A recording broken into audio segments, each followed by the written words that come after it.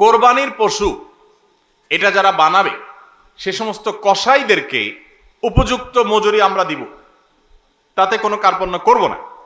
কিন্তু কোরবানির পশুর কোনো গোশত মজুরি হিসাবে দেওয়া যাবে না।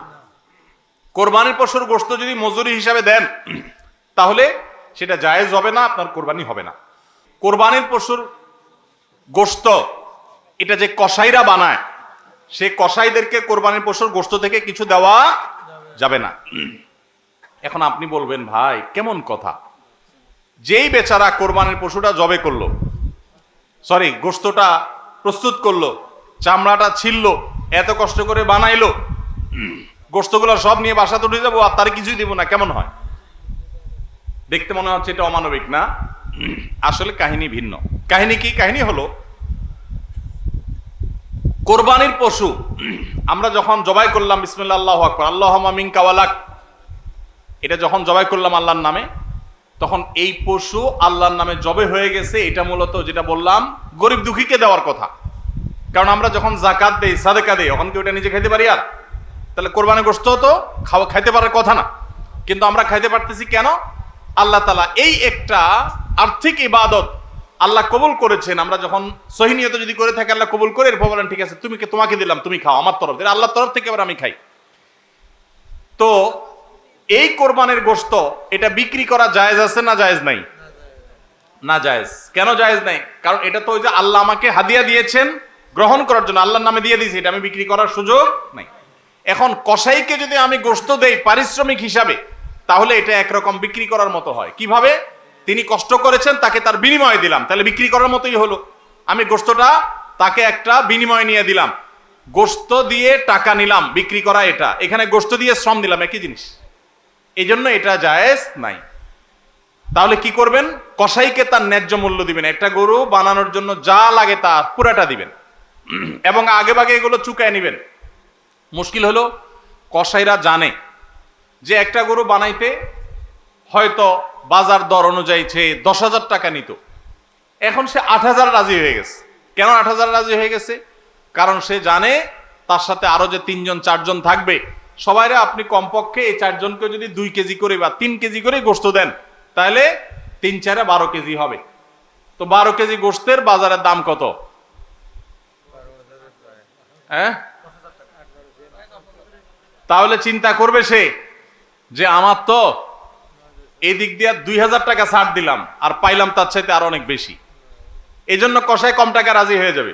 কসাইকে এই জন্য আগে ভাগে বলে দিবেন, শুনেন, কথা শুনেন ভালো করে, গোশত কিন্তু আপনাকে এক পিছু দেব না, আপনি কত নিবেন সেটা আপনি চুকান, আমার খাটলে নেব, না হলে অন্য কসাইয়ের সাথে আলাপ করব, কিন্তু আগে মাথায় এটা রাখেন আপনারা কিন্তু আমি গোশত দেব না, টাকা যা নেওয়ার নিবেন। নবী করিম সাল্লাল্লাহু আলাইহি সাল্লাম আলী রাদিয়াল্লাহু তাআলাকে এটা বলে দিয়েছেন, কোরবানি করার সময় বলে দিয়েছেন, দেখো কসাইকে কিন্তু কোরবানি গোশত দিবা না। কোরবানি গোশত শুধু না, কোরবানি পশুর কোনো কিছু বিনিময় সে দিবা না, তাকে টাকা দিবা আলাদা, যত টাকা লাগে সেটা দিবা, গোশত দিবা না, তাহলে বিনিময় হয়ে যাবে, এটা জায়েজ হবে না, তোমার কোরবানি হবে না। এই জন্য ভাইরা এই জিনিসটা আমাদের সাবধান থাকতে হবে, কসাইকে কোরবানি গোশত বিনিময় হিসাবে দেওয়া যাবে না। হ্যাঁ, কসাই যদি গরিব হয় তাহলে সেক্ষেত্রে অন্য গরিবকে আপনি আধা কেজি করে দিচ্ছেন, কসাইরও আধা কেজি দিতে পারেন, অন্য গরিবকে 1 কেজি করে দিচ্ছেন, কসাইরও 1 কেজি দিতে পারেন, কিন্তু কসাই হিসাবে না। সেটা হলো তিনি যদি কসাইগিরি নাও করতেন তারপরেও আপনি তাকে দিতেন যদ্দুর অদ্দুর দিবেন। এর বেশি যদি আপনি দেন এবং সেটা যদি বিনিময় হিসাবে দেন তাহলে কি হবে না? জায়েজ হবে না। এই একটা মাসআলা না জানার কারণে আমাদের অনেকের কোরবানি এটা নিয়ে টানাটানি দেখা দেয়। নাম্বার 3 এবং শেষ পয়েন্ট হলো কোরবানির পশুর গোশত এটা আপনি আহরণ করতে গিয়ে মাথায় রাখবেন যে কোরবানির পশুর রক্ত, বুড়ির ময়লা, এগুলো যেন আশপাশের পরিবেশটা নষ্ট না করে। আমরা অনেক সময় দেখি কোরবানির ঈদের 2 দিন 4 দিন 5 দিন পর পর্যন্ত রাস্তাঘাট দিয়ে চলা যায় না দুর্গন্ধের চোটে, ঠিক না বেঠিক? এবং কোরবানির মৌসুমে প্রায় বিভিন্ন বছরে দেখি আমরা বন্যা হয়, এই ময়লাগুলো পানির সাথে বিভিন্ন জায়গায় ছড়ায় পড়ে। বিশেষ করে আমাদের বাইরে আশেপাশে রাস্তাঘাট দিয়ে পথচারীরা যখন চলে, আপনার কোরবানির পশুর দুর্গন্ধ, এটার ময়লা, রক্ত, এগুলো যদি আশপাশে পরিবেশ নষ্ট করে, মানুষের নাক ধরে, মানুষ অসুস্থ হয়, নানা রকমের রোগ তৈরি হয়, এখান থেকে নানা রকম রোগবালাই ছড়ায় এবং মানুষের কষ্টের কারণ হয়, তাহলে কোরবানি দিয়ে আপনি সওয়াবের পরিবর্তে গুনাহ হওয়ার আশঙ্কা আছে। এই জন্য নিজ দায়িত্বে আমার পশুর কোরবানির রক্ত গর্ত করে এমন ভাবে কোরবানি করব যে সব গর্তে চলে যাবে এবং মাটি চাপা দিয়ে দিব এবং পানি দিয়ে এমন ভাবে পরিষ্কার করে দিব, ব্লিচিং পাউডার ইত্যাদি দিয়ে এমন ভাবে পরিষ্কার করব যাতে করে আশপাশে কোনো মানুষের কষ্ট না হয়। অনেকে আছেন কোরবানির বুড়ির ময়লাগুলা যেখানে সেখানে ফেলে দিয়ে রাস্তার পাশে উনি বুড়িটা নিয়ে চলে গেছেন। এটা কোনো ভালো মুসলমানের কাজ না, এটা ফাসেক মানুষের কাজ। নবী করিম সাল্লাল্লাহু আলাইহি সাল্লাম ঈমানের শাখা বলতে গিয়ে বলেছেন ইমাতাতুল আযা আনিত তারিক, ঈমানের একটা শাখা হলো রাস্তায় এমন কিছু যদি কেউ কষ্ট ফেলে রাখে যেটাতে আরেকজনের কষ্ট হয়, সেটা আপনি আরেকজন ফেললে আপনি সরাই দিবেন, এটা হলো ঈমানের দাবি। আর আপনি নিজে যদি ফালান সেই জিনিসটা, যে জিনিসটা মানুষের কষ্ট হয়, তাহলে এটা তো কুফরির অঙ্গ হবে। কথা কি বুঝাইতে পারছি? আমরা অনেকে কোরবানি করি কিন্তু এই জিনিসগুলো খেয়াল করি না যে আমার কোরবানিটাকে অনর্থক করে দিতে পারে, অর্থহীন করে দিতে পারে, সওয়াবের পরিবর্তে গুনাহ হতে পারে। এজন্য কোরবানির পশুর রক্ত, ময়লা, বুড়ির ময়লা, এই সবগুলোকে আমরা নিজ দায়িত্বে একেবারে পরিষ্কার করে রাখবো। মনে থাকবে তো ইনশাআল্লাহ?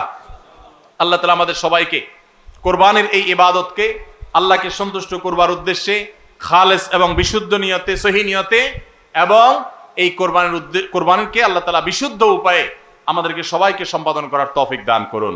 আমাদের কোরবানির পশুর রক্ত বা পশুর কোনো কিছু দুর্গন্ধ বা কোনো কিছু, কোনো ময়লা যেন পরিবেশকে দূষিত না করে, মানুষের কষ্টের যেন কারণ না হয়। আল্লাহ তাআলা আমাদের সবাইকে সে বিষয়গুলোকে মেনে চলার তৌফিক দান করুন। কে কত ভালো কোরবানি করলেন, কে কত ভালো মুসলমান, দায়িত্বশীল মুসলমান, এটা বোঝা যাবে কোরবানির পর পশু যেখানে কোরবানি করেছেন আশেপাশে কোনো জায়গায় কতটা পরিষ্কার আছে না আছে, এটার উপরে। এটা হলো মিটার, এটা দিয়ে মাপা যাবে যে আপনি মুসলমান, ইসলাম কতটা বুঝছেন। শুধুমাত্র জবাই করলেন আর গোশত খাইলেন ইবাদত হয়ে গেল, এত সোজা না। আল মুসলিমু মান সালিমা আল মুসলিমুনা মিন লিসানিহি ওয়া ইয়াদিহি, যার হাত মুখ দ্বারা অন্য মুসলমান নিরাপদ থাকে সেই মুসলমান। আপনার জবাই করা পশুর রক্ত, এটার গন্ধ কয়দিন পরে ছড়াচ্ছে, শুকায় রক্ত গন্ধ বাইর হয়েছে, ময়লা আছে সেগুলো গন্ধ বাইর হয়েছে, তা অন্য মানুষের কষ্ট হচ্ছে, আপনি মুসলমান হতে পারলেন না, আপনার এটা ইবাদত হলো না।